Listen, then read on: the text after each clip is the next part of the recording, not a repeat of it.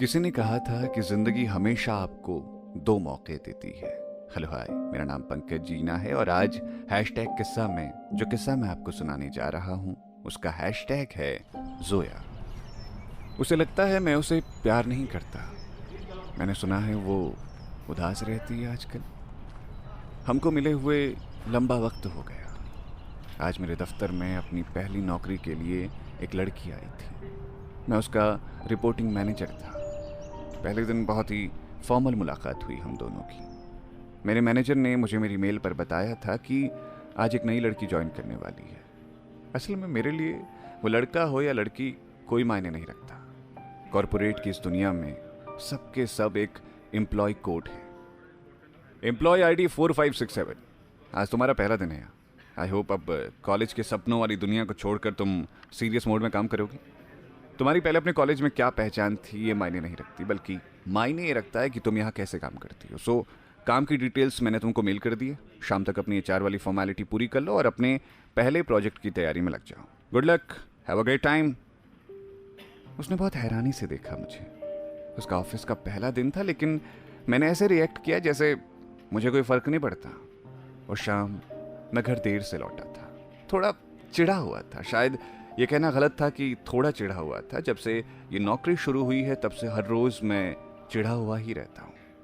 मुझे कॉलेज के दिन याद आ गए जब मैं कॉलेज का सबसे कूल बंदा हुआ करता था। उन दिनों मेरे कॉलेज में मैं बहुत एक्टिव बंदा हुआ करता था। सोचता था अपना स्टार्टअप शुरू करूँगा, अपने दोस्तों को नौकरी दूंगा, अपने सारे जानने वाले बेरोजगार लोगों को रोजगार दे दूंगा।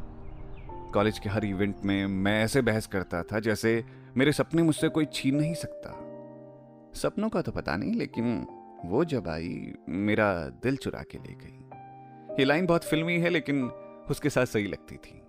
वो मेरे ख्वाबों की मल्लिका, मेरे दिल का टुकड़ा, मेरा इश्क, मेरी महबूबा जोया अंसारी। जोया जब सफ़ेद सूट पहनकर मेरी पलकों के आगे से गुजरती तो मेरा वक्त ठहर जाता। मैं सोचता था अभी और इसी वक्त दुनिया की सारी घड़ियों का वक्त रोक दिया जाए और मैं उसे देखता रहूं। ये विचार सिर्फ ख्याली था, इसीलिए दुनिया छोड़िए मेरे हाथ की घड़ी का वक्त तक नहीं रुकता था।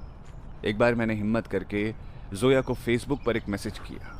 तुम जो गुजरती हो पलकों के सामने से, धड़कनें रुक जाती हैं एक पल को वहीं। कई दिनों के बाद जोया का जवाब आया।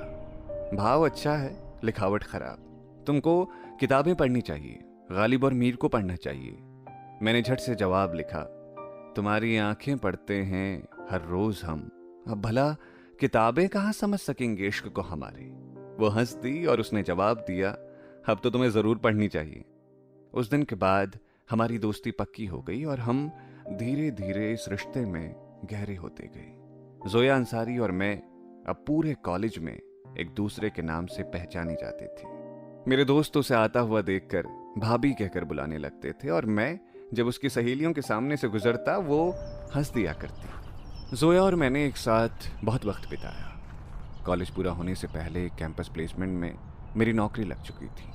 अब मैं कॉलेज का सबसे कूल लड़का, कॉरपोरेट का तेज तर्रार घोड़ा बन गया था। जोया से बातें कम होने लगी और इस बीच तो उसने भी कह दिया कि मैं उसे अब प्यार नहीं करता। जिंदगी में वैसे तो जब कोई रिश्ता कमजोर होता है लोगों को तकलीफ होती है, लेकिन जिसके सर पर जुनून सवार होता है उसको कोई तकलीफ नजर नहीं आती। मैं अक्सर गालिब का शेर दोहराया करता था, मौत का एक दिन मुअय्यन है, नींद रात भर क्यों नहीं आती। आगे आती थी हाले दिल पे हंसी, अब किसी बात पे नहीं आती। ये शेर पढ़ते हुए मुझे जोया की याद आती थी। टूटते बिखरते रिश्तों के साथ जोया और मैं दूर हो गए। अब हम दोनों के बीच कुछ भी बचा नहीं था, बस कुछ यादें थी जो बार बार कचोटती थी। मेरा मन करता था कि मैं उससे बात करूं, लेकिन ये नौकरी की दौड़ भाग और मेरा ईगो उससे बात करने से रोक देता था। आज जब वो मेरे ऑफिस में मेरी एम्प्लॉय बनकर आई, मैं उसके सामने बरस पड़ा। क्यों मुझे नहीं मालूम, मैंने क्यों उससे एक अजनबी सा बर्ताव किया मुझे नहीं मालूम। शायद एक अहंकार था मेरे अंदर। जोया के कुछ ना कहने से मेरा वो अहंकार चोटिल हो गया। अभी थोड़ी देर पहले मैंने जोया को एक मैसेज कर दिया है, माफ कर देना जोया, तो ये था आज का हैशटैग किस्सा, जिसका हैशटैग था जोया। सुनते रहिए रेडियो सिटी। मेरा नाम है पंकज जीना।